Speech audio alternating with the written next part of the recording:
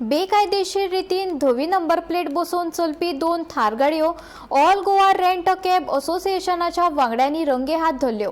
ह्यो गाडयो उपरांत तांच्यांनी येरादारी पुलिसाच्या सुवाधीन केल्यो।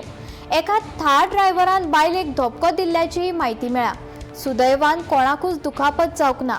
येरादारी पुलिसांनी ह्यो दोनूय गाडयो ताब्यात घेवन फुडली चौकशी सुरू केल्या।